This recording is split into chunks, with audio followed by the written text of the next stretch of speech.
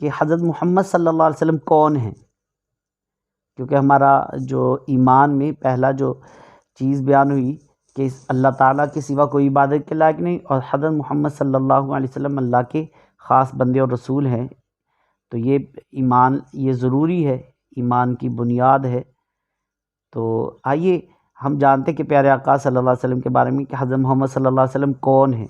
حضرت محمد صلی اللہ علیہ وسلم ایک شریف اور باعزت گھرانے کے فرد ہیں، اور وہ اخلاق حسنہ کا بہترین نمونہ ہیں۔ اللہ تعالیٰ نے ان الفاظ میں ان کی تعریف فرمائی ہے، وَإِنَّكَ لَعَلَىٰ خُلُقٍ عَظِيمٍ، اور بے شک تمہاری خوبو بڑی شان کی ہے۔ پارہ نمبر 29 سورۃ قلم کی آیت نمبر 4۔ آپ صلی اللہ علیہ وسلم کے دشمنوں نے بھی آپ صلی اللہ علیہ وسلم کے اخلاق حسنہ کی تصدیق کی۔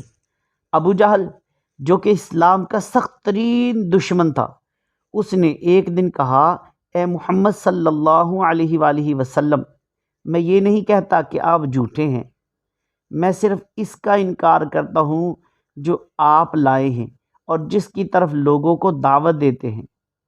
آپ صلی اللہ علیہ وسلم کے صحابہ کرام علیہم رضوان نے آپ صلی اللہ علیہ وسلم کے اخلاق حسنہ کو ان الفاظ میں بیان کیا کہ آپ صلی اللہ علیہ وسلم کا رویہ سخت نہیں تھا، آپ صلی اللہ علیہ وسلم نے کبھی مجمع میں اونچی آواز سے بات نہیں کی تھی اور کبھی فحش کلامی نہیں کی تھی، آپ صلی اللہ علیہ وسلم نے کبھی برائی کا بدلہ برائی سے نہ لیا تھا، بلکہ آپ صلی اللہ علیہ وسلم ہمیشہ معاف فرمانے والے تھے۔ آپ صلی اللہ علیہ وسلم کو تکلیف دی تو آپ صلی اللہ علیہ وسلم نے کبھی غصہ نہیں فرمایا اور نہ کبھی اس کا بدلہ لیا۔ آپ صلی اللہ علیہ وسلم صرف اسی وقت ناراض ہوتے جب لوگ اللہ عز و جل کی حدود کو توڑتے تھے۔ سرکار دو عالم صلی اللہ علیہ وسلم ہمیشہ آسان بات کو اپنی امت کے لیے اختیار فرماتے، لیکن اگر وہ گناہ کی بات ہوتی تو آپ صلی اللہ علیہ وسلم اس سے سب سے زیادہ دور ہوتے۔ جب آپ صلی اللہ علیہ وسلم اپنے گھر تشریف لاتے تو عام شخص کی طرح ہوتے، یعنی اپنے کپڑے خود دھو لیتے، بکری کا دودھ دھو لیتے، اپنے گھر کے دیگر کام جو خود کر لیتے۔ چھوٹی عمر سے ہی آپ صلی اللہ علیہ وسلم کو فکر کرنے والے انسان کی حیثیت سے دیکھا گیا ہے۔ عرب کے لوگوں نے آپ صلی اللہ علیہ وسلم کو الصادق الامین کا خطاب دیا، جس کا معنی سچا اور امانت دار ہے۔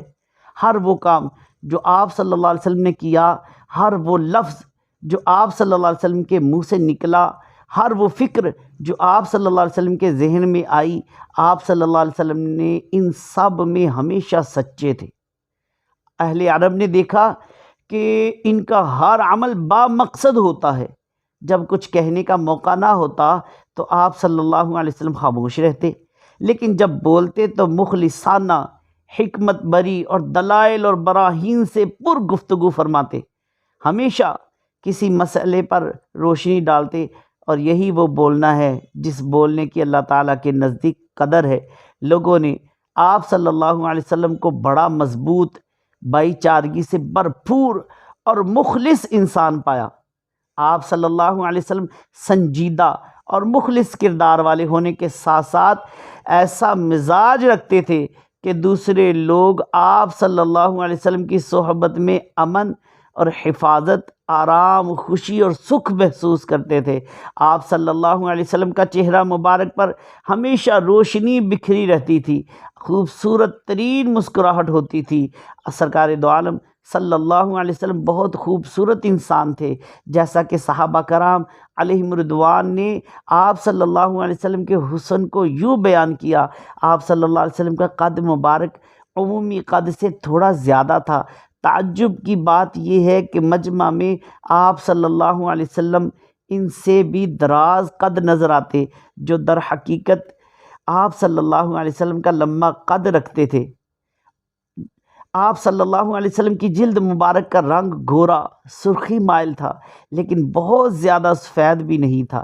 آپ صلی اللہ علیہ وسلم کے بال مبارک سیاہ اور خمیدہ تھے، یعنی اتنے گنگریالے نہ تھے جس سے دائرہ کی صورت بنتی نظر آتی ہو۔ کان کی لو اور کندھوں کے درمیان بال مبارک رہتے، آپ صلی اللہ علیہ وسلم سر کے بیچ سے بانگ نکالتے تھے۔ آپ صلی اللہ علیہ وسلم کا ظاہری جسم مبارک ایک طاقتور مضبوط مرد کی طرح نظر آتا تھا۔ آپ صلی اللہ علیہ وسلم کے کندھے مبارک چوڑے تھے، ان کے درمیان پیٹھ کی طرف مہر نبوت تھی۔ آپ صلی اللہ علیہ وسلم کا پیٹ مبارک آپ صلی اللہ علیہ وآلہ وسلم کے سینے سے کبھی آگے نہیں آیا۔ آپ صلی اللہ علیہ وسلم کا چہرہ مبارک کہ ایسے روشن رہتا گویا کہ سورج آپ کے چہرے سے چمکتے ہوئے گزر رہا ہے۔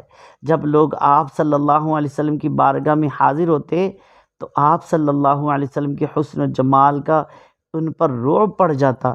جب پہلی بار دیکھتے تو یہ کہنے پر مجبور ہو جاتے کہ یہ چہرہ کسی جھوٹے کا نہیں ہے۔ صلو علی الحبیب صلی اللہ علیہ وسلم۔ اعلیٰ حضرت فرماتے وہ کمال حسن حضور ہے کہ گمان نقص جہاں نہیں، یہی پھول خار سے دور ہیں، یہی پھول خار سے دور ہے، یہی شمع ہے کہ دعا نہیں، بلغ العلا بے کمالہ، کشف الدجا بجمالہ، حسن جمیع خصالہ، صلو علیہ وآلہ،